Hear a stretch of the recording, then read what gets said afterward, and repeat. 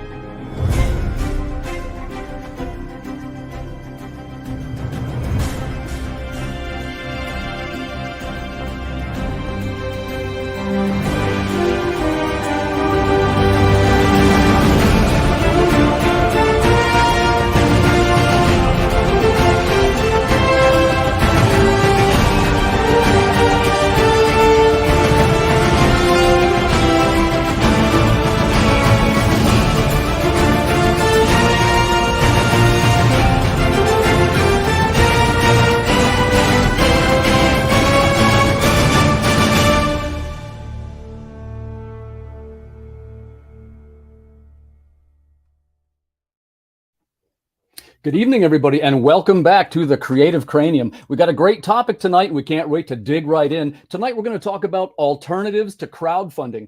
I can't wait to hear some of these answers. I got some terrific guests. So without further delay, let's launch right in. Please welcome to the show, Mr. Christian Douglas. Welcome, Christian. Oh, hello, Timothy. Hello, everyone from the Creative Cranium. Good to have you, man. Good to have you. You're the author of Punk Droid. Congratulations on your successful project. Thank you, sir. Thank you, sir. It was tough. It's complicated to bring it up. But we launched back in April. Sorry to interrupt you. March, right? March, April, April, I think we launched. And we wrap up like a couple of weeks ago, finally. We shipped the last book. So yeah. Well, congratulations. It looks terrific. I can't wait to hear more about it. Next, we're going to add to the stream my pal, Mr. Davy Lee, author of Benigno. Am I saying that right, buddy? Yes, Benigno. Yeah, or Benigno. It's up to you, really. Okay, gotcha. And one of my favorite things about your project, Davy, it features our own superstar, Mr. Luis Santamarina, who I love that guy. Our beautiful savior, our saint from the sea. Santa Marina. A super talented guy and one of the architects over here at Earth Dog Studios. He does just a little bit of everything for us. But I don't want to talk about me too much tonight.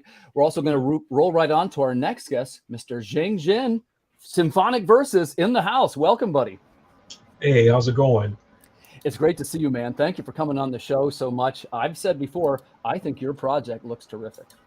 Oh, you're very kind. No, I appreciate you letting me join you for this tonight. I'm looking forward to it. Well, listen, we got a good one, and I've got some great questions for you guys. I can't wait to launch right in. Let's start with Christian. We're going to talk tonight about alternatives to crowdfunding. We all have a little bit of experience in various matters of publishing. And one of the things that you mentioned is you started using this coffee site. Yeah. We started like a couple of days ago. Really to start with a new project, because we want to dive into more like digital thing, especially now shipping. You know how it is.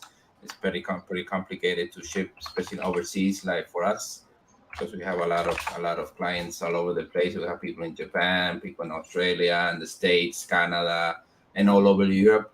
Europe is kind of like home turf, so it's not that bad. But everything that's not Europe is the prices are killers right now. So tell us a little bit, how do you start something like this up? What do you need to start one? Well, the only thing you need is like an email account. That's about it. That's the only thing they really ask you.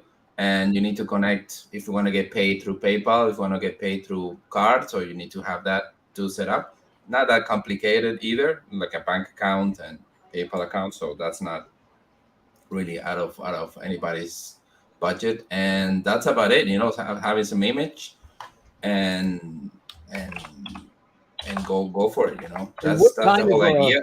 What kind of products are you selling there? You sell books, posters, short stories. What are you selling? Normally, what we said is like access to all our stuff. During the crowdfunding, we had this idea from what we saw in a couple of campaigns too, like this Willy Wonka ticket idea. Like, hey, you get buy access to everything we do throughout the year. So this is kind of like that idea, like put more into practice, like a backstage pass to whatever thing we're working on. So you have like first hands on anything we're doing. Like now, for example, we're preparing the new comic that hopefully is gonna be launched by autumn this year or early next year. We don't want to give any dates yet until we don't close everything and the pages are done. But so you can access to that, for example, like you can have like introduction to characters, first glances to pages, and take a look at the script, stuff like that's our idea, to have some kind of a hello, What's up, Victor? some Good to kind see of you. a early funding there, and to help us, pay materials and help with the artist too, so he doesn't wait. So is it similar when you build the page for the Ko-fi page? Is it similar to Yeah. building the Kickstarter page? It's a lot easier, because Kickstarter you have to have like all the rewards and also how you're gonna ship. This you can have everything digital if you want to. You don't need to ship anything if you don't want to. So it's kind of easier that way. But also because once you have the Kickstarter page, you don't really need to mess it up that much. Just you need to do some updates, stuff like that. This one is kind of the opposite. You don't do the whole thing at the beginning. You build little by little. So. Gotcha. I definitely want to try it. I think it's a terrific idea. I'm all about the alternative sources. We all have various experiences, and I'm really grateful that you guys are here to share them with the group. Let's jump over to Davy. Davy, congratulations on the deal with the Scoot imprint. you. Right? That's through Scout Comics. That's the Benigno book. Tell us a little bit. First off, how did you get hooked up with Scout? How did you submit? So I just created a big Excel list. So first I'll just start with, I come from traditional background. So I have an MFA and a BFA creative writing certificate when I was going to community college. So everything that I learned was all through journals and, getting an agent and pitching your things to agents to then go to publishers through like a traditional book, not a comic book. So when I got out of the MFA, I was kind of, sick of trying novels, kind of bored of writing short stories, although that is probably my primary passion. I wish I could write more. I'm actually writing more comics and short stories now, and it hurts me a little bit, but that's okay. The comics are a lot of fun. So what I did is I just looked up publishers for comic books, right? Mm-hmm. Just a simple Excel sheet, make sure that I understood how each company wanted their submission, and I sent a bunch out. I got rejected from every place, including Scout. So I'm like, okay, I'm still, trying to pitch my book, going to different Comic-Cons, and I get into the Collective, which is a great store here in Altamont, Florida. Sure. Ran by Brendan. I can't think of his last name. But anyways, I'm in there, and Richard Rivera's there with some other creators. Richard Rivera, can you hear me all right? You kind of... Yep. Yeah. Richard Rivera is there. He's the chief editor there over at Scout Comics now. And Travis Gibb was also there. And he's like, hey, I think, he's got that Scoot brand, which is for the all ages brand. You should go pitch to him your story. It doesn't matter if Scout has already said no. They might try to take it in a different direction with Scoot. And so I did it. Richard really liked the book, and we started talks there. And it was about 3.5 years later until I signed a contract. You're a very patient man. I really am, yeah. Yeah, and I submit to publishers 3 years myself. later. Yeah. Yeah. By the way, I got a high regard for Danny myself. I'm in one of the Collective books too. That's the well, again, that's one of the sci-fi short stories. Are they still going to do that with Danny gone, or are they going to switch over to Blackbird, or? I don't know. That'd probably be a better question for Danny. I can't speak for him, but it sounds like he's got a good gig going at the new place, and we wish him every success. And I already have a great title idea for if Blackbird did it. Birds of a Feather. Come on. Oh, yeah. Well, maybe they can hire you to be their marketing agent. No, they don't want to do that. You don't want to marry me. So if you're comfortable discussing it, tell us a little bit about and by the way, I ask questions because I'm trying to learn more. It's how I learn and grow as a creator. You don't have to share anything that might be behind closed doors, so to speak. You know, I got a small publishing deal. I'm with Antarctic. I'm on paid on what they call Antarctic. Yeah, they take good care of me. But I'm on what they call a page rate, and I get a percentage over 6,500 copies. Are you willing to disclose some of your arrangement? Do you want to talk about that? That is not my deal. No, basically it usually goes down to 25 and 50%. So 50% is usually if I'm pitching in, right? So if I'm printing, I can take home that 50, 25 if I let them print.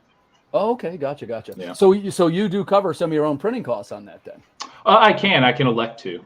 Gotcha. And do you mind if I ask you, what are the pros and cons of doing so? Well, just money wise. So like if you got a killer book, right? You know, you want to invest your own money and make 50 rather than 25, then you know you can do that. If you don't have the money to do that, then they print it and you make 25, which is still a decent rate. Gotcha. Okay, yeah, that's a pretty good arrangement. I could see where that would be attractive. And do you mind if I ask? Fantastic percentage. 25 is really, really good.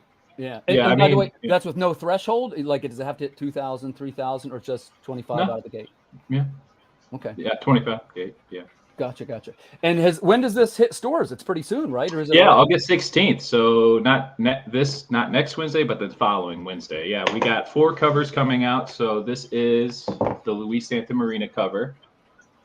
Nice. That's Benigno. That's gorgeous. And then we got the Noel SB. I don't know if you've hung out with Noel or talked to him. He's in Luis's circle. Guy is a madman. I don't think I know him. Yeah, you should reach out to him. He's so cool. He actually gave me an idea.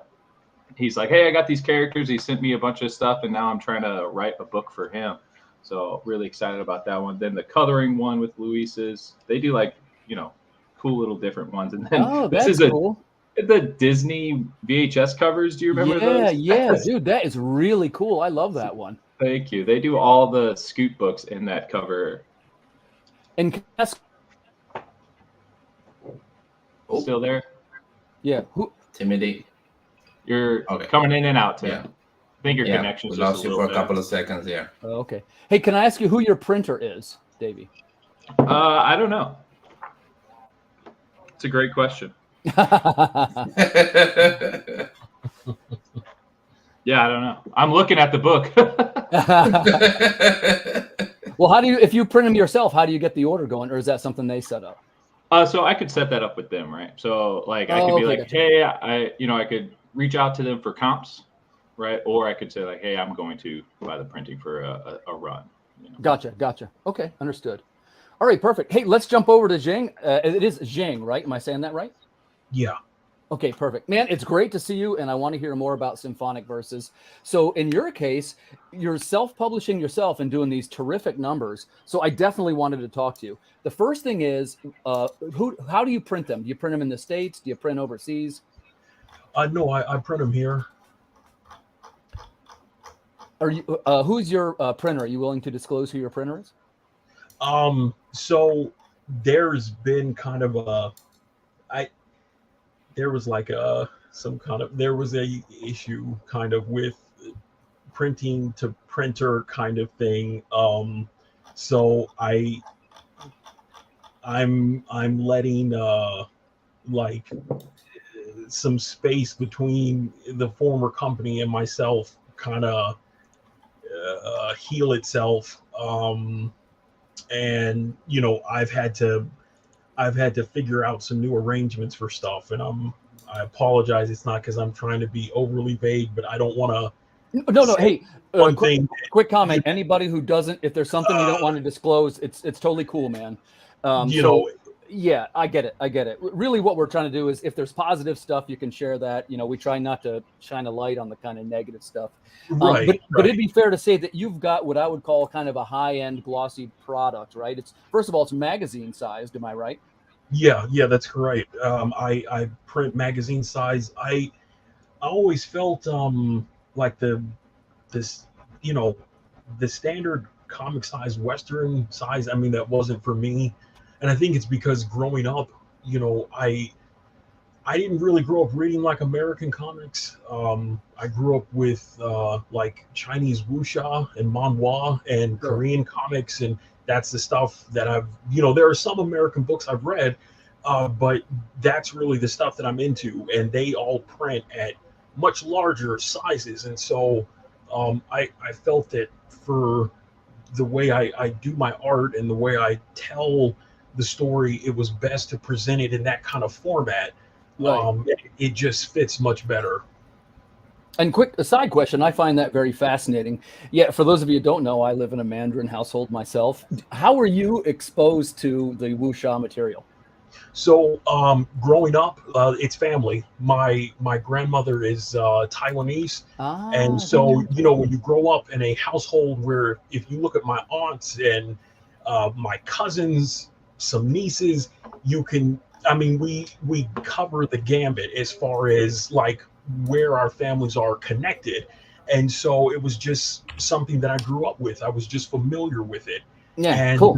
And the way that they make stories is so It's different. I mean, it is completely different, but it's Right. it's stunning. Every panel looks like a painted work of art. And so those were the things that's what impressed me growing up over the years. And so that's where I learned how to do it, was from studying these experts from there. Sure. And you know, like Davy was saying, you know, all the rejections, you know, I mean, I went to everybody except Marvel and DC, and I got rejected 169 times by publishers because, and the funny thing is they didn't say because it was wrong. They just were like, it's too different. And so they say they don't know what to do. And so I said, okay, well, I'm just going to start my own label. So I did. And then I tried to get into Diamond, and Diamond said that they couldn't compare it to anything on the market, so that's why they chose not to pick it up. And so I couldn't even do that. And so I was like, okay, well, you know, it's just all these things. And so I just started selling directly from my website to readers, and everything just started changing after that. Yeah, you definitely have a very original kind of look, and man, I really dug it as soon as I saw it. You know, are you comfortable with disclosing the sales numbers? I have seen them, but if you don't want to say, it's cool. Oh, sure. No, I don't mind. So to date, I'm sitting at 5,412 physical copies sold without any crowdfunding at all. Congrats, man. Damn. Oh, that's pretty good. you. Yeah, dude, that's outstanding. First of all, congratulations to you. And that's one of the reasons why I wanted to have this topic. And could I ask a question? Yeah, please do. Please do. Yes, yes. Yeah. What would you compare your comic to? Like you said, the publishers couldn't, but you know, they're not really going out of their way to try, because I don't know. They don't like to work. I work for a publishing company. We don't like to work. What would you compare it to? I mean, I think I could say that if you enjoy things like Castlevania, Final Fantasy, oh hell yeah, Hamlet, things like that, that's that's awesome. Right. I mean, really, these really great, you know, very, very wonderful franchises. And you know, even though I very much enjoy the Eastern style of art that I learn from and continue to do. Oh, thanks, Pop. Yeah, I mean, it's a mix of a couple things. But I really love like the high Baroque and the Rococo and things like that. So it's all kind of infused in there, but I just have like my own blend of the way that I do my art and designs. And I kind of torture myself where even if I wanted to make the books look simpler, I'm so deep in the water now, I can't go back. So I have to just keep making it complicated looking visually, because I can't undo what I've been doing all this time. So it's very cool. I'm just kind of stuck. And let me ask you this question, then we're going to go around the room with this one. What would you say is your primary sales platform? Is it your website? Yeah, the website. Yeah. And one quick question about that. Do you design your own website? I design it, but it actually is built by a very good friend of mine named Sonia Park, who she has a business called Insight, and she takes all my ideas and I put the designs out in images, and then she brings it to life. And I've known her for many years, and if anybody needs a website, definitely Sonia is the person to go to. She is super, super awesome. Okay, great. Well, let's jump over to Christian because I want to ask him this too. So one of the things of the alternatives to crowdfunding is, of course, web platforms and modern web advertising. Some of you guys know I have a little bit of a web background myself. I used to work for Gravity Free. The first question for Christian is, first of all, did you design your own website? Nope. The design was mainly, it was a couple of people. For example, most of the artwork from Parknoy was done by Samuel Hernandez, an artist that we normally collaborate with, fantastic artist from Spain. And then we also pulled out some of pieces of the old website, and also everything that we have material, any visual material we have, we put it in there. And then we went through our company, and then we pay them for the design, and they also do the maintenance, because that's the tricky part. Because you can design it yourself, or you can put it like in any one of these platforms to do it kind of easier, intuitive, but then you need somebody to maintain it, the protocol, security, and all that. So that's when you need someone to really run into that. Do you sell, Christian, on yours, do you sell floppies? Do you sell physical copies and digital copies through your website? Mainly physical. We haven't done any digital because we're kind of like a little bit worried about that, especially with the piracy thing, and especially when I'm from Spain, there is like normal. Everything is for free, and coaches for free, and how dare you to charge me anything? So I'm kind of like, so I'm kind of like a little bit scared to do anything digital. The only time we do digital is when we do crowdfunding. That's it. And when that is done, it's done. We never do, but we're kind of doing it. Like, for example, when we go to conventions, we also sell the cards with some download codes, through book funnel, sorry. And so we kind of do it a little bit, but not so much in the open, like, hey, you can buy it digital from the website. So, but we're getting there, I suppose. We need to, as I mentioned before, now that the shipping costs are crazy, so we really need to adapt and pivot there. And where are you shipping from? You're in Ireland, right? Yeah. Do you ship from Ireland, or does it ship from somewhere else? Normally we ship through Ireland. We're trying to work a deal for somebody to ship through the US. That's kind of like we're working on that. That's the new, and we're gonna get, and we're also working on to have a deal to ship from Japan also.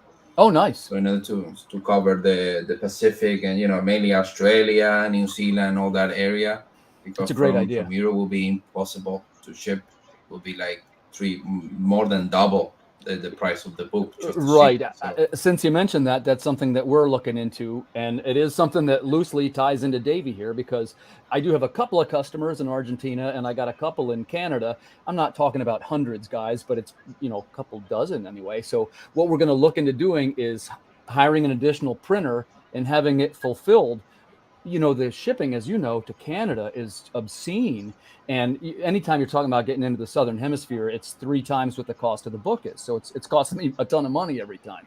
So there is a way to address this. Davey, I'm going to ask you, first off, how did you program your own website? Do you sell digital and physical?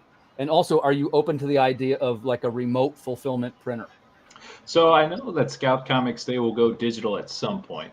I'm not sure if our plans are to go digital right away or wait and then try to drum up some more things. Because the loose plan is that we have this sort of large ash can sort of intro to larger graphic novels of about 3 novels that I've written, to try to get those out at like 90 to 110 pages each.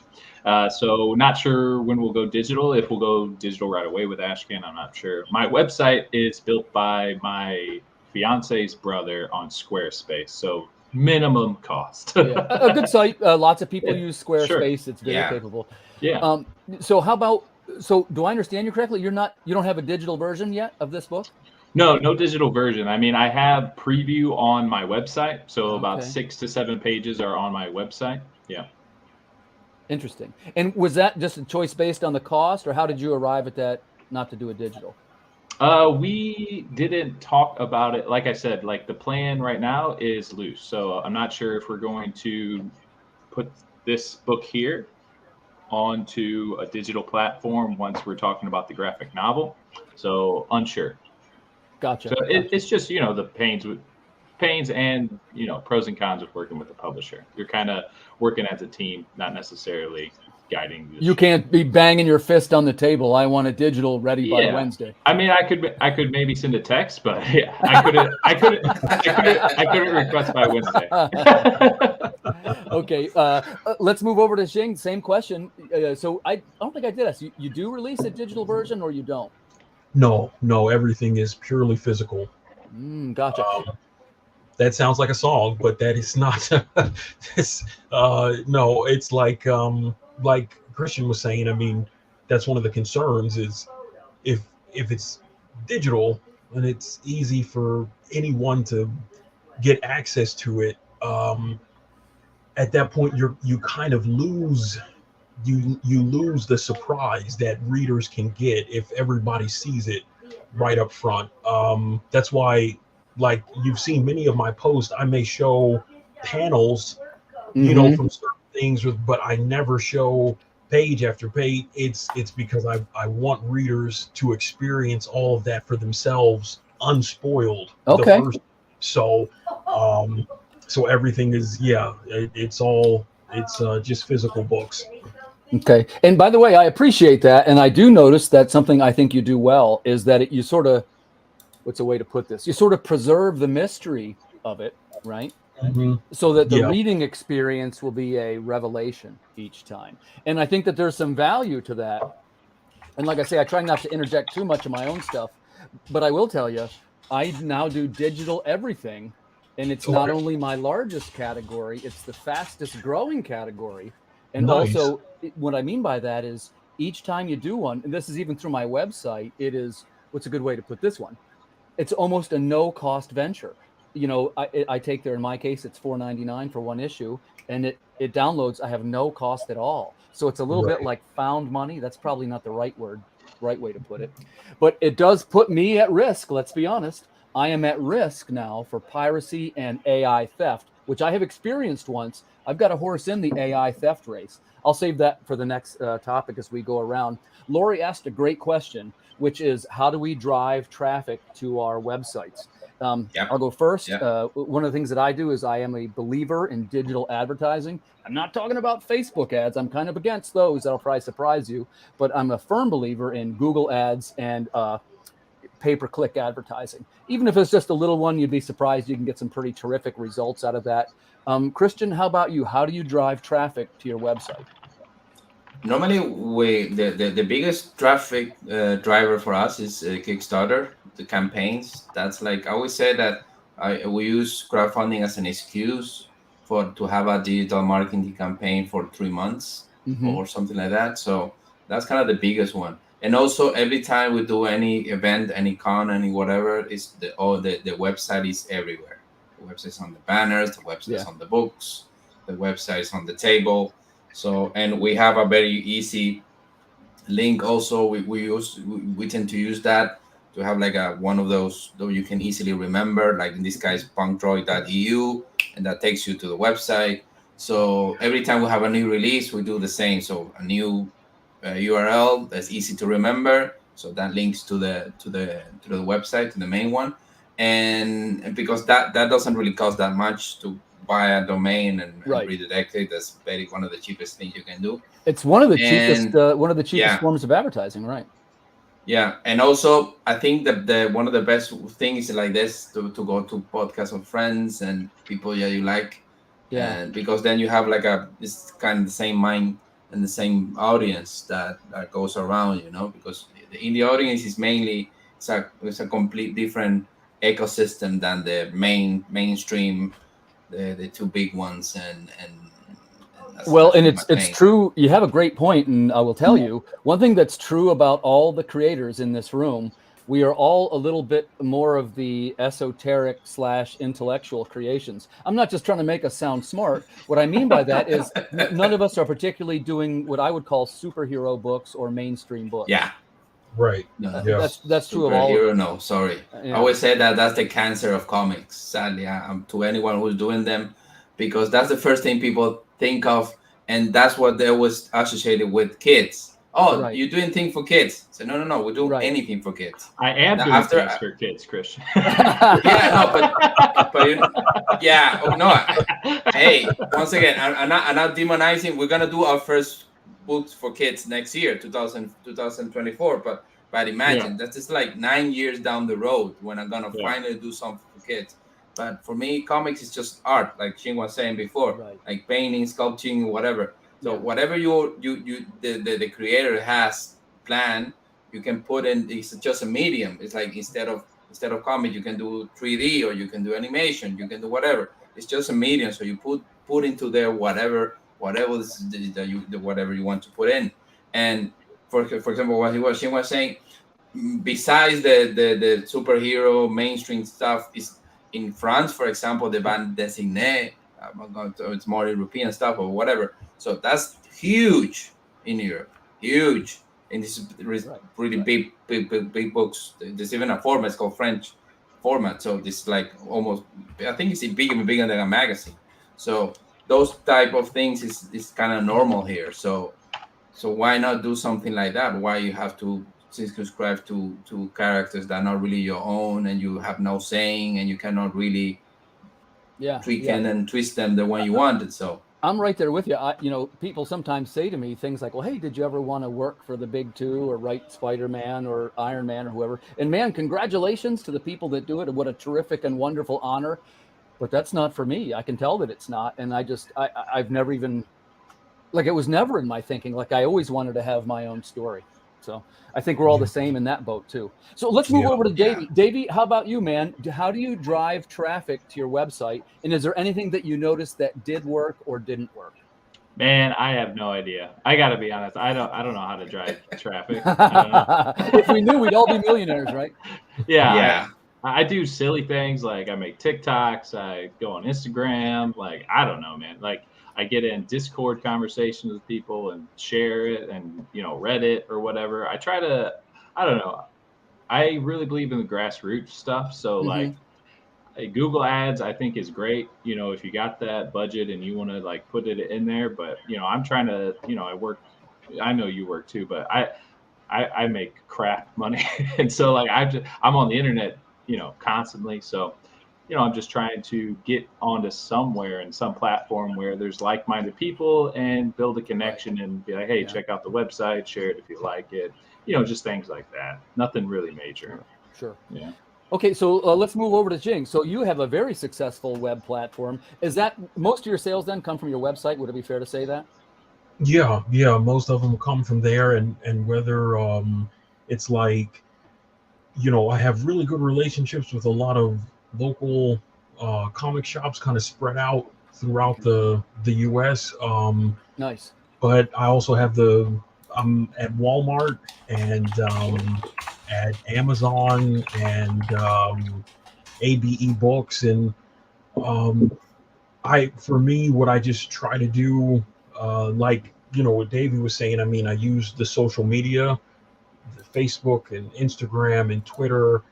But throughout all of them, I keep the themes similar, that alluring mystery of what really lies beyond the scope of what this is. And typically, once someone has seen the book or read it, to my surprise, they end up becoming like a reader for life. And I mean, that's what you want. I mean, it's one of those things where we're taking things that are, not real, but we're making people believe in them. Being a creator is like being a magician. you're showing, 90% of this grander illusion, but really it's this 10% of really solid artistic expression. But once they get inside there, I think they realize there's so much more to it than the way that it's presented. And so that's how I just try to keep traffic, driving to it that way. And of course, like, there are things going on with the series, like the TV show stuff, and the action figure prototype line is being produced. It's almost done. There's only like 3 more figures that have to be made, and then the whole first prototype line is ready. And the network announcement for the streaming is coming like really soon. I just talked to one of my bosses at the film studio, and so like all this stuff is getting ready to drop. And and right now the trailer is being storyboarded in Japan. Nice. And the artist doing it worked on Final Fantasy 14. So Ooh, That's like, awesome. Yeah. that's a good game too.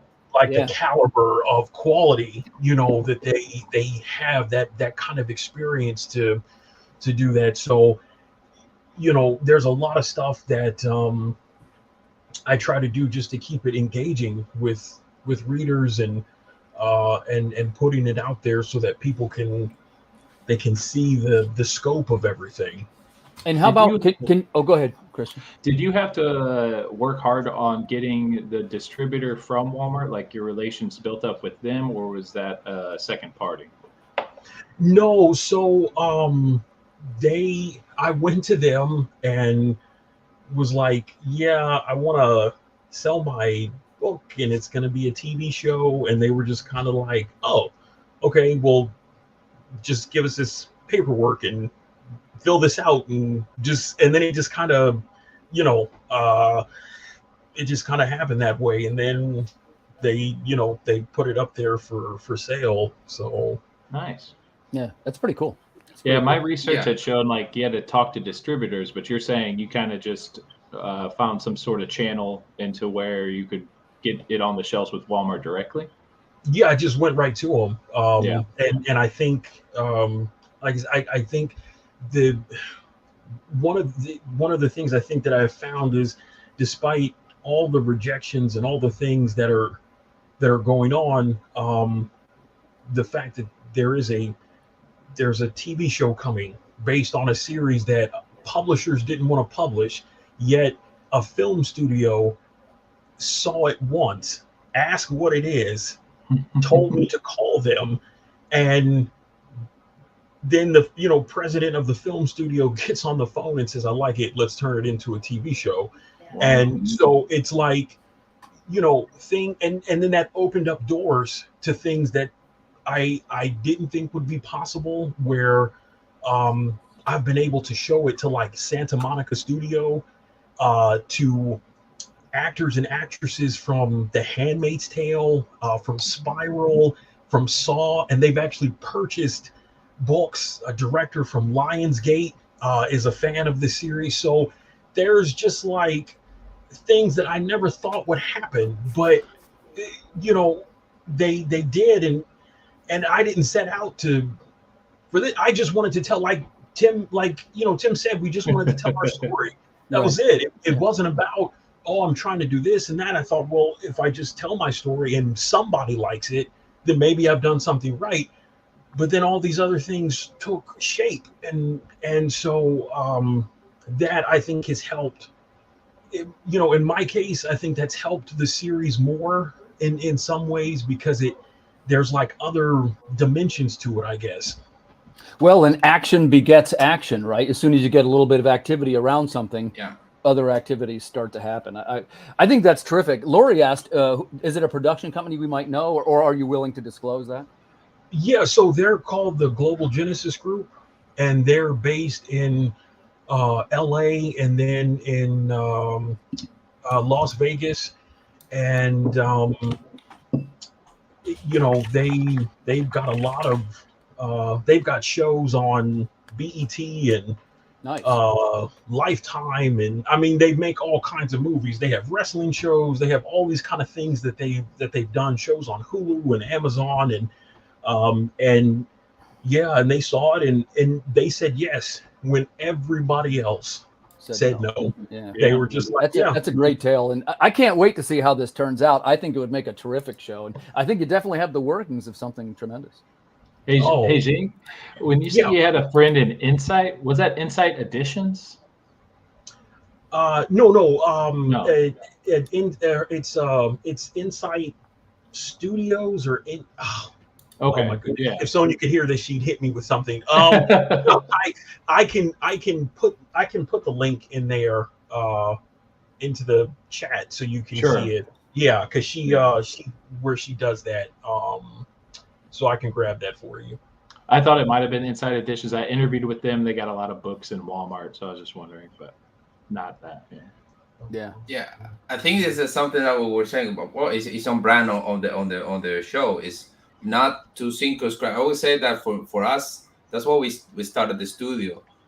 For us, the book is just like the excuse to start the whole project and to branch out. For example, we're preparing now. Next week, we starting pre-production of a short film we're gonna do based on a previous book. So which book is that? Which book is it?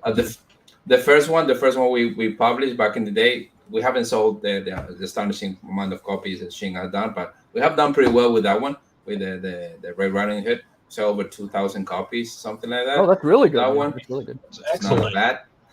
Thank you.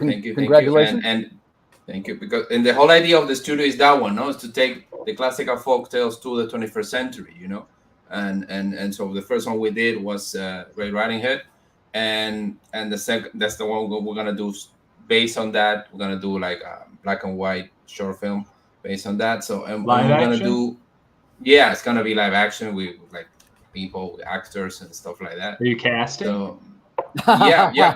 There you go, Davey. It is your calling. There you go, buddy. Yeah, I used to be an actor. Hey, I just had. But that's the thing. You need to branch out. You only don't stay. And that's for us. That's how. But everybody knows it. That's how Disney make their money. They don't make the money with the movie. They make the money with the toys, with the backpacks, with the lunch boxes. It's the merchandise. That's where they make the money. Yeah, exactly. Yeah, with the IP, you have all these elements that you can then market, and toy sales back in the day, a cartoon success was heavily influenced by the amount of toy sales that it did. And there was a period where Masters of the Universe, Ninja Turtles, exactly, Transformers, Transformers, and so it made so much money that the show was just equally as popular because of those same products. And come on, the show was advertising. Yeah, it's true. Yeah. If you watch the episode on Netflix on the toy that made us, they talk about this.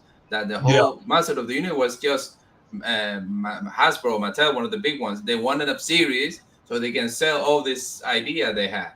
And I said, okay, so let's produce an animation one. And the rest is history, of course. But I think that's the key. That, for example, this we have a Comic-Con next week, and this is one of the first pieces we ever printed. This is the cover of the comic, and it has a nice stand. So okay, let me take out because you don't see it if I keep on with the virtual surround. So that's out. Okay, sorry. It's okay. So good time. This is the cover of the comic made on a 3D printing. Okay, so it was designed and done by my wonderful friend Eduardo Velayos and Victor Marin, and it has this stand. So and it has the stand has the three laws of Asimov. Oh, buddy, that's right up my alley. Yeah, so you can paint it. The whole idea is like the people who buy it not only to show to show at itself, but you can paint it also if you're into that. So it's a whole new market you can enter through that. Very cool. So and that's what idea. That's what we do in the short film too. That's what we're doing. Want to do this, Xing was saying, action figure stuff like that, because that's how you diversify and I would say that make it once, sell it 1,000 times if possible. Gotcha. Same thing.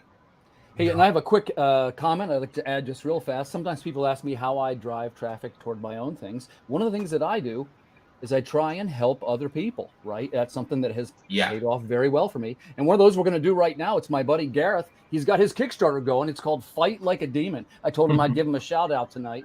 It's in the year 2035. So I like it already. So guys, if you like science fiction stories, please go over and check out Fight Like a Demon. Gareth, there's your shout out, buddy. I wish you all the luck with your project, and I hope we can get you on the show pretty soon. Good luck, Gareth. Yeah, he seems like a good guy. I want to help this guy. So I was being a little bit facetious, but I mean that. One of the things that I've been trying to do, and I learned this by seeing others, is to try and help other people. And Xing knows this one, which we did, which is this short form video. And let me just tell you about this real quick. And by the way, Laurie was involved in this too. What it is, it's a 55-second video, a short pitch for the book, and they are suitable for TikTok, Facebook Reels, or a YouTube short. And when we did Xing's video, it had something like 1,700 views total between TikTok, Facebook. And I'll tell you, I don't get 1,700 views on anything. So I realize some people get tons of views, but that was really good. So first of all, Xing, thanks for taking part in that experiment that we did. And also for you guys too that are on with us, if you want to try that, this is something I do for people just to, you're welcome, Gareth, just to try and get their products out into the stratosphere, as it were. And by the way, please do it for me. Yeah, man. and I say that, I do want to be a nice person, but the truth is helping others helps me. Like that's, I do it also for a selfish reason because it builds my credibility in the creative community. And tonight, this is 31 episodes of the Creative Cranium. We officially have cracked 100 creators on the show. Congrats, brother. So give yourself a big hand. Give yourself a big hand. Awesome. Yeah. So thank you very much. Thank you very much. No, and it's so very cool that I remember that as what we were talking about before backstage when we started.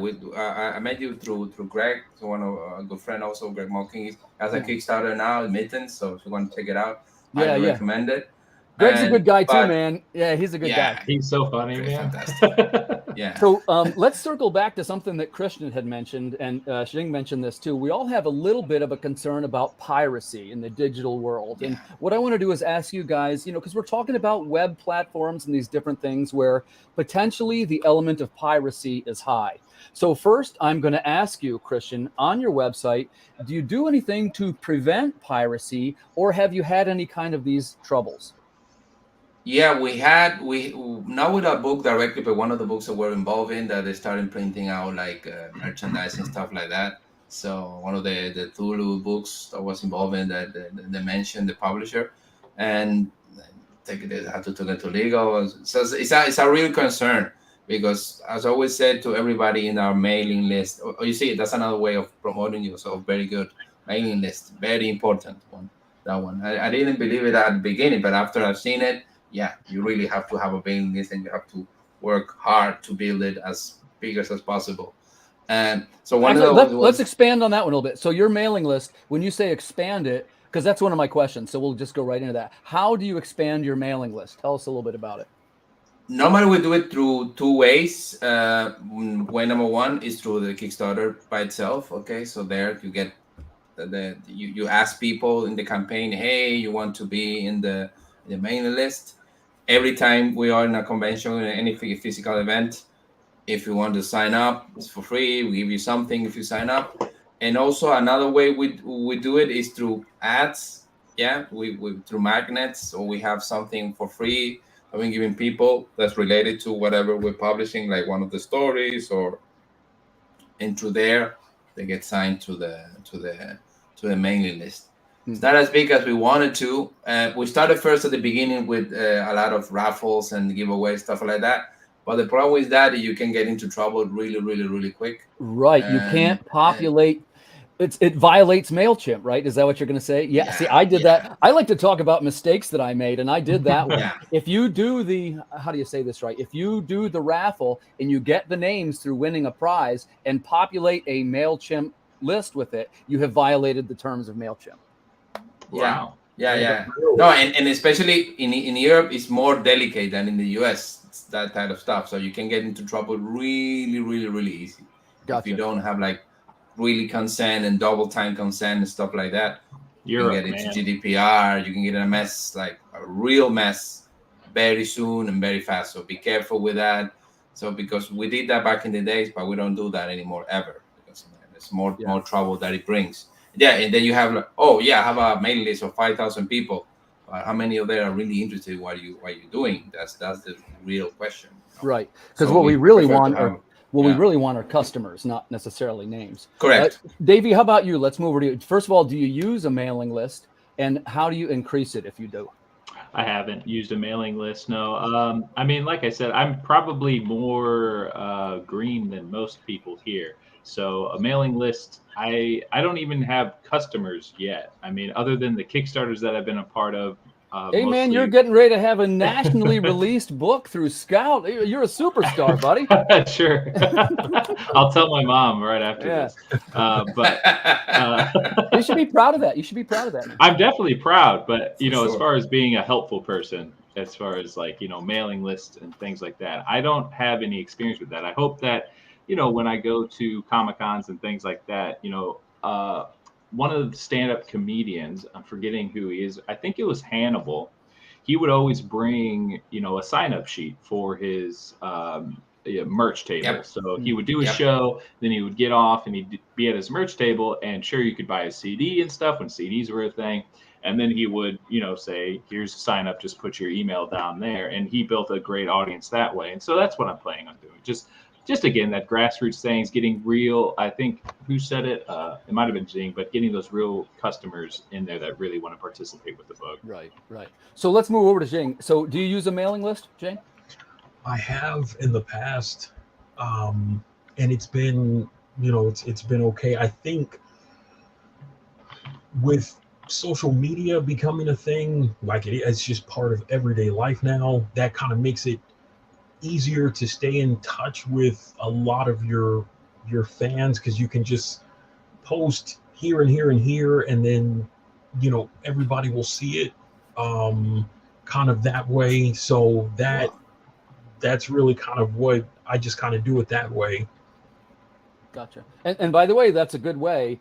And I'd like to add that I'm real grateful to the indie community who has, people like Gareth, people like Laurie, people like you guys in this room who do the liking and the sharing and the posting, because, a lot of creators like to say things like, well, the Facebook algorithm is broken, it's burying me. But that's not the case at all. What you have to do is interact with the people, and you'll quickly see everything kind of blossom. Right.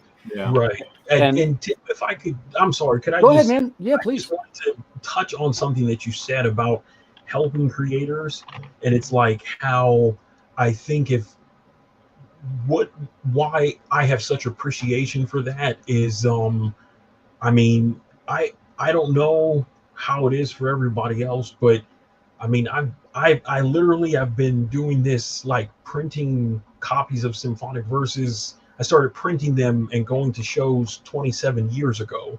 Wow. And so wow. They were just black and white. There was no print on demand. I had to like print the books and like fold and cut them myself. So like the original copies I have, the edges are real jagged and all that stuff. They're terrible. I was green as the Emerald City. And I'm saying that to say back then, without social media, without, if you weren't an established artist at a actual publishing house, people thought it was hard to get into comics. If they think it's hard today, back then comics was like old school wrestling. You didn't get in and or knew somebody. And so I had to learn everything on my own, because there was no one to show me. So I had to just watch the things that I liked, and I learned to figure it out. But what's great about today is that it's so easy for creators who are just getting into it, and you can help them. And there's all these avenues that are available today that, almost 30 years ago, it was not there. And so that idea of helping, it goes a very long way. It really does, because it can be a daunting thing when you kind of jump in, getting into comics. It's like having a little bit of swimming ability and you jump in the deep end of the pool and you're trying to keep your head afloat. And so I just think it's good. It's important for people who know how to help to do that, to actually, give people advice to help them, because I know what it's like to be in the place where nobody would help you. And so you had to learn the really, really hard way. And I did. But that was my circumstance. I can't speak for other people, but it's really good to do that. So that's always a big respect thing. Well, I appreciate you saying that. And in the case for most of us, I actually don't really know what I'm doing, and you guys might have perceived that. Me neither. So what I do is I try to gather smart Same people, there. and I start asking them questions. And that's really I do this, of course, because I want to help others. But I got to be direct with you. This really helps me a lot, and I'm grateful to you guys. Thanks for sharing your knowledge. Well, thanks for having us. Thanks to you, Tim. Yeah, Thanks for having us, man. I did want to make a quick comment about the, and I'll ask you guys if you use this too. I have now started using a QR code in the. First, let me preface this by saying we talked a little bit about web sales. And one of the things that's tricky, customers are funny about being sold things, right? We sometimes call it the elements of discovery. They want to feel like they found it. When you say, if you're a music fan, I'm a music guy, and I like to feel like I discovered that band. If somebody's telling me, it's like, well, I kind of want to find it on my own, if it was some secret I uncovered. Well, it's the same thing with books, right? So we have to be careful. Now, I'm speaking for myself, not you guys. I don't always want to be that guy. Buy my book, buy my book, buy my book. I want to kind of bury the seeds and let customers find them. So in my case now, what I do is I put the QR code in the books, and I even have a QR code in my stand in Baltimore. And people always hit it thinking it's going to be the website or the sales platform. And of course, mine goes to the thing where it's either helping other creators or it's my YouTube channel where we're talking about pop culture stuff. So it doesn't even necessarily tell you to buy the book, you understand? It's kind of like they discover me as the creator. And then if they follow me, they go, oh, he writes this book. And hopefully it's like breadcrumbs. It's not necessarily too salesy, but I can tell you it's by far the best thing that I've done. Yeah. Because, you can track if people came through the QR code or not. And the one that came up the highest was that's how I sell the most digital copies. So, and like I say, they're only $4 or $5 a pop, but there's no cost to it for me whatsoever. No shipping, no production. It's just like the little $5 bill dropping into the account every couple days. So, for people listening, I definitely recommend the QR code. Yeah. Because I wanted to add up for what she was saying, that because social media, yes, is makes it easier, but also you are on their turf. Is they are the one who control who shows who, how they show it, etc., etc. Because as mentioned before, I was there from the beginning, and at the beginning we have crazy interaction. A lot of people, the webpage was swimming like crazy and then growing like crazy, but now it's very complicated. Because the problem now is that you have 3,000 people, 5,000 people, 8,000, 10,000, always everybody showing things. And the competition is ferocious out there. And the quality is crazy. And so I was saying, everybody's selling their things. So why are they going to buy from you if they can buy, X or Y or Z? So it's tricky in that sense. It's good, but mainly the main things are what you're saying. And that's something I read many years ago, and I think is key. I come from theater. That's what my background. Oh, that's nice. Cool. Open my really sharpen my teeth, and there is a community. So you have what's called scene. So you have to have a scene. Right. You have to have like-minded people, like with you, like you making same mistake or similar, or you can go to. You have a question or you have an issue, or that's something everybody here is running Kickstarter and crowdfunding stuff like that. So you need to have a team, and only like a core team that does the art, that does the lettering, and does the printing and stuff, whatever. But also a team of, hey, what about this? And hey, what? How do you solve this? Or how do you make this? How do you do that? Yeah. That's key to any endeavor, because we, especially writers and artists, we're always like in our cave doing our things, but we need to stretch out and really connect with others like-minded, and that's something I really love about the indie community, that is really it's very homogeneous. So there's a lot of people doing different things, but we all kind of help each other to a big extent, and that's key, because you never know. You never know. As Timothy was saying, you do it for selfish reasons to a certain degree, because you never know who's gonna, like Shane, who's gonna do a TV series, gonna do a movie. You never know. And the thing is that it happens. It happens. Yeah. And you have some connections there, some networking. So that's key. And for if you guys giving advice for somebody who's starting, for me, what I will do is like I will follow someone who's doing something similar to me, who's been more down the road than I am, and I just strictly copy what they do. That's it. Yeah. In racing, we call that drafting. Yeah. Yeah. Okay. Let me Picasso, the one that said that the normal artists steal. The normal artists copy, but the good ones steal. Yeah. So I agree with that too, and that's well said. I want to move on to this question. I want to see if you guys use this one. I'm going to talk a little bit about the electronic press kit. You familiar with what I'm talking about? Okay, let's talk about that a little bit. One of the new things that I've started doing, and I picked this up from a creator in Baltimore. By the way, I'll give him a shout out. He's Trevor Fernandez Lenkevich. His book is Area 51. It's a great book. You can see him at the Baltimore Comic-Con. But he recommended that anytime you submit to a publisher or even to be on a podcast or anything that is what I would call a professional venture, you want to send your electronic press kit, which would be something like, it is, hey, what's up, Danny? Good to see you, buddy. You want to send your promo shot, which the promo shot could be your photograph or it could be your book. You want to send your bibliography of what you'd written.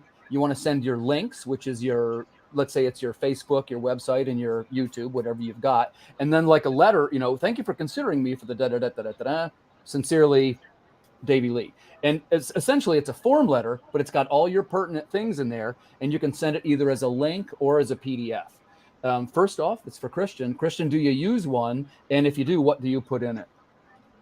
We have something, every project we always do, we have a press kit. So we have like the information of the book, like the technical aspect of it, how many pages, what's the format, what is published, the language that we do, etc. Because normally we're at least published in 2 languages, Spanish and English most of the time. And that's like the first thing. And then we have like the authors involved, the stories involved, and a couple of samples of the book. Like from each story, for example, the last one we did for each story is a page. And we send it through, as you mentioned, we send it through anybody who interact with us, rather press or like stores or for example, we do the Free Comic Book Day, the Spanish one. They ask us something like that for the stores, so the stores know which books are going to be in, so they can pick and choose. So something that, yeah, for sure. What I didn't do is the one that you mentioned, the links, but I'm gonna start doing that too. Yeah. Like a small cover letter. Oh, thank you for considering us. That's always important because in the website you have all the bibliography, but probably I should also include it there. So it's a good idea. Yeah, for sure. Yeah. Davey, how about you? Have you experimented with this at all? No, it's the first time hearing about it. I mean, it does sound similar to pitching your book, and it starts with yourself and having a nice looking document to send off to publishers or people you're working with. I remember when I first sent mine to Luis, he goes, "This needs work." and tell us why. Give us some more details here. Why did he say that? It was awful, man. Like, so it's my first time doing comics, and I have it on a Word document and like pasting pictures in there. And Luis is so great. He's kind of like my comic book daddy. So he's like, not discouraging at all, but just always encouraging. And he's like, you can do better on this and whatnot. And so like, I just got Canva. I was like, I need help with this stuff. I'm not good at this digital document stuff. So I subscribed to Canva. Actually, my fiance's brother, again, he helped me with that. He majored in, I think, graphic design. And he just sent me to that site, and it was 1,000 times better. And, it's got the little bios of all the creators. It's got everything we've been working on. It's just a nice format. And so, yeah, of course, if you're talking to other people in the business industry, it's just, any kind of business industry, it's just good to look professional and have something like that. Right. We are professionals. Yeah. We are professionals. As much as I don't like it. And so let's move over to Xing. How about you, Xing? Do you use the electronic press kit? And if you do, what do you include in it? Yeah, I do. And kind of like I have the log line and the short synopsis and links and images of the covers, and or like sometimes I'll send the posters of like the main characters like Adonis and Sapphirose and stuff like that. Nice. And I use that a lot with connecting with new comic shops that maybe aren't familiar with me, or doing interviews for like magazines or things like that. So I use it for those aspects, and it's a very short, simple, easy way to get it across. You want to make it quick and engaging, and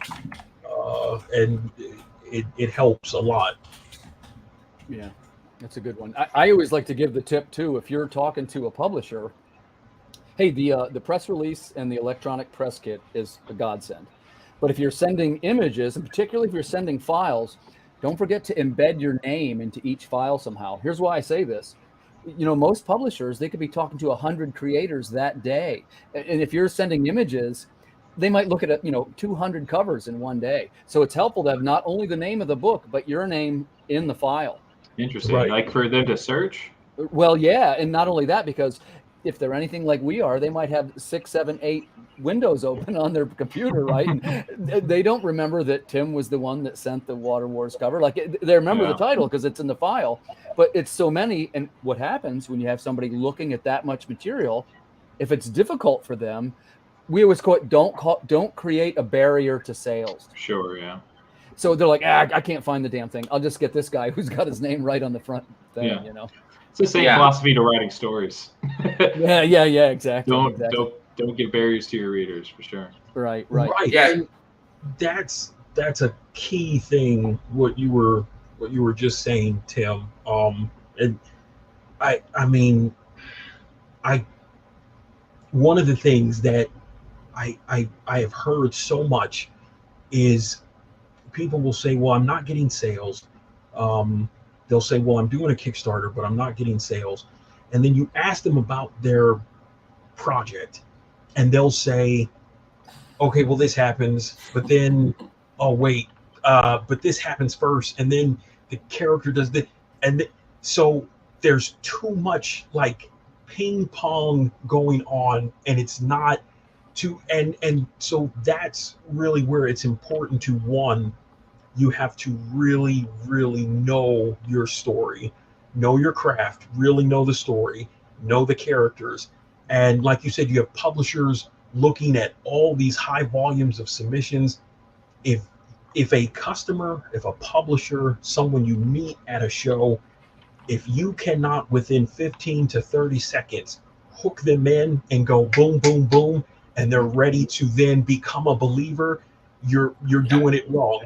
Because it means you can say, oh, I know, I got my stuff, but no, you really don't, because no one wants to hear a 10-minute pitch. That's not that's not how I've had people approach me to ask, well, I want to get my book turned into a TV show, and I heard you have to make a pitch Bible and you have to do this, and I want to put all these things in there. And my first thing is, I always tell them, besides, you need to know what company you're wanting to send it to. A lot of times you can't just send unsolicited things, but if you get a chance to get your series looked at, if you put 30, 40 pages, guess where it's going? To the bottom of the pile. And the normally the producers who were on the short end of the totem pole get stuck going through the bins of what's in there, and they then say, hey, this seems interesting, so if you drag it out, if you try to overdo it, if you'll kill it, you will destroy any chance of trying to make it something else. So it's really important to have that. You need to have it down to a science. And then anyone could ask, and you can just fire it off. Boom, it's about this. This is what happens, and reel them in. And if you can't do that, then you have to go back to the drawing board. I totally agree. And Shane, thanks for bringing that up. That's something that I've worked on with creators on quite a bit, is that it's the right way to say this. We all, most of us are writers, so we all seem to think that, hey, my words, if I just flood the world with these words, everyone's going to love it. When the truth is, particularly at a convention, you might have 10 to 20 seconds to get your point across. So you need to boil it down to its simplest ingredient, right? And it's something, it's got to be a hook. The reason why they say elevator pitch, remind the viewers, it's because if you're going from floor 2 to floor 3, you want to get that across in one floor. It's not that the elevator is going to the 93rd floor. Right. So exactly. they're not asking you for the synopsis. They're not asking you all the names of the characters. Put it down in, realistically, it could be 2 sentences. If it's 1 sentence, I'd say that's probably even better. Yeah, exactly. Yeah, and also work with what she was saying before, like work with somebody that somebody knows, and work through there. Because, for example, that's one of the pitches we do for punk rock, for example. Say, hey, if you like Black Mirror, this is your book. That's it. Right. Boom, done. So you already know the product, you already know the IP, the famous one. So this is the same idea, but cyberpunk and comics. So go. Right. That's it. Right. Yeah, exactly. because the lifespan, the life attention is very short, especially nowadays, and it's getting shorter. It was a lot of studies that talk about this. It was like 35 seconds a decade ago. It's now like 20, 25. So if you're gonna bore somebody with a pitch that's gonna take a minute, forget about it. So you need to boom, boom, boom, boom, quick, as you mentioned, exactly. 1 sentence. This is what you're gonna find, and as you mentioned before, so Timothy, let the reader find it. Discover it. Exactly. Let them discover it. It's a lot easier than if you guide them by the hands. And no. Yeah. This is what you're gonna find. Go for it. Just take a look at the art. I'm here if you have any questions, but don't try to be too pushy with right. You want to work on, I got a little bit of a sales and marketing background, and you want to work on pulling them rather than pushing them into the sale. Yeah, exactly. Correct. And that whole ideal about buy this, buy it, support, buy it, do people that, like you said, Tim, they don't want to be pushed. Right. When you're telling people buy this, buy it, support, you're pushing them.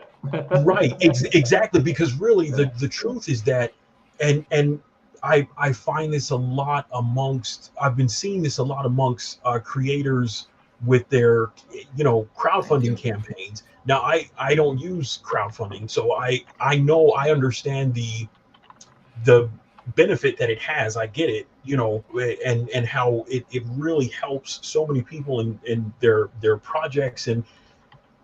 But the problem is that for maybe people who are new, or they're not as experienced, and they're just putting up there and they're saying, here's this, support it. Right. But you're not engaging, you're giving them a command. You're trying to boss them into, instead of saying, hey, if you like this, let me see if this will interest you. Let me show you something maybe unique. And then it's followed by these complaints. Oh, I'm not getting this, I'm not getting that. But because people don't want to be told you have to buy this. Right. No, you have to show people the value of what you're doing, and you have to be able to do it in that very short window. And like Christian said, I mean, really, you might have 20 seconds, you might have 30 seconds, but if you can't get that hook right there and help them to then want to step through that door themselves, if you're telling them, I want you to do this, no one's going to do that. They're going to be like, yeah, if your name is not, if you're not Todd McFarlane, and guess what? Todd McFarlane, family, they don't have to tell people, you guys need to buy my stuff. People know, they just buy it. They know because it sells itself. And it's so, you have to, it's the way that you present it without bullying the customer with pressure to buy it. That's a really, that tactic does not work. Right. It really doesn't. That's when that log line comes in. I mean, if you treat your readers and people that you meet, just as important as your, publisher or somebody you're trying to make a deal with or something like that, treating them with that level of respect and their time, and just giving them what you're your thing's about and why you're passionate about it. I think that's just contagious, right? I mean, Right. people always like to be involved in something that somebody else is excited about. So if you're excited, you can get other people excited. Yeah. Yeah. So, and it's the whole thing is, sorry, Tim, I interrupted you there. It's the whole thing is that that's like Xing was saying, we're competing. Well, a friend of mine also say all the time, Eric, that we're competing with who we're competing with. We're competing with people like Jim Lee. You know, I try not to think about that's our that. competition right there. So you know what I'm saying? So it's like or Todd or so those are competitions. So what are you gonna offer? So forget about how impressive my art is. So no. You have to offer them an experience. You have to offer that, like David was saying. You have to look him in the eye and say, "Hey, this is my life work, man. This is what I do." Okay, and also, and I think it's the golden rule. You know, treat others like you would like to treat yourself. Because before we started publishing things and releasing things, we were also consumers. We were also readers. Yeah. So you didn't want to go to a convention or to an event and have somebody to shove a book down your throat. Say, "Hey, buy this." And say, "No, hey, who are you? What is this? Right. Relax. Let me check." So be like that. And yeah, because I've seen people doing that on conventions too. I said, "No, buddy, you shouldn't be doing that. That's not good for you. I totally agree. That affects your brand harsh." Because it has this seller's mentality that, oh no, I need to get this in front of as much people as possible. So no. It's like dating. You don't go to a date and say, "Hey, like me, love me." It's like, hey, relax. Is that why I was single for so long? Get some wine, man. Let's open up, let's have some talk, and then we can talk about the other stuff. But sure. Don't look pushy. Don't do desperate, because people smell that miles away. So no. It's the opposite. Well said. So, fellas, we're just about ready to run out of time. And honestly, I think we could do this one for 2 hours, but let's do this. Let's go. I'd like to know a little bit more about your product. So if you can, and we'll start here with Christian. Tell us in closing, who will love your project, and maybe give a little bit of a shout out to your team as well. It's easy. If you love Black Mirror, if you love Blade Runner, if you love Death and Robots, if you love The Matrix, this is the book. That's it. There's nothing else. It's 13 stories. I love all 125 pages. People from all over the place, from Japan, from the States, from Europe. It's beautiful stuff. You have a couple of manga stories there. You have dark fiction. You have more science fiction. You have more cyberpunk. It's a cyberpunk book, so it's mainly about that technology. What the future holds for us. The near future, the one that we're right now, the one in 10 years, the one in 100 years, the one in 1,000 years. So it looks terrific. It looks terrific, man. I got to check this out. I wish you every success with this project. Thank you, sir. No, everybody, we got good reviews to everybody who sit down and watch it. They kind of like it. So it took us almost 2 years to release it, because we started first last year. We tried, didn't work out. We revamped it. We twist and turn a little bit, and now it's on the way. It's a punkdroid.eu. If you want to take a look at the book, you can also check the Kickstarter. There's the more information you have in the video there in the channels. Unpopular Tales is the brand, the studio, and you have us everywhere: Facebook, Instagram, Twitter, TikTok. So we're all over the place. So if you have any of those 5 things I mentioned, that's the book you need to check out. So. That's your jam. I'll be checking that one out. Yeah. Let's jump over to Davy. Davy, I am a fan of Benigno. You know that. I love your creative team. Tell us who will love this project. Who's going to love it? I think everybody's going to love it who likes the hero's tale. I mean, it is really just a story about the character that I fell in love with writing, Benigno, who is an El Salvadorian, who's on the run from some gangsters, who has a demon inside his belly who's possessed him, and he's just got to get the hell out of there. And it's an adventure ride over mountains, across rivers, through forests. It's got dark spots, it's got light spots. It's about, it's really about the heart, and that's where I try to write. Just simple, straightforward. Let's go north. I love the artwork, and I love the sort of surreal elements of it. I mean, man, Luis blows me away all the time. I love, I always look at his art again, and I got the book finally. for my comps, and I'm looking at it, and there's more things I realize about it. Like he'll go 2D sometimes. Like it'll be a 3D scene, character, the characters are sort of 3D, in a 2D image as much as possible.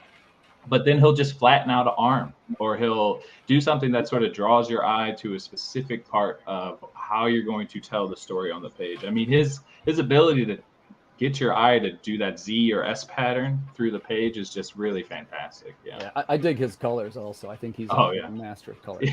Yeah, for sure.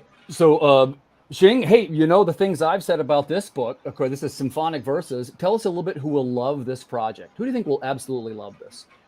If you're fans of things like Final Fantasy and Castlevania, if you enjoy things like Lord of the Rings, that's really people who will enjoy this kind of tale. And it's the very human element that is forefront, but it's masked by all of this over the top and extravagant fantasy world.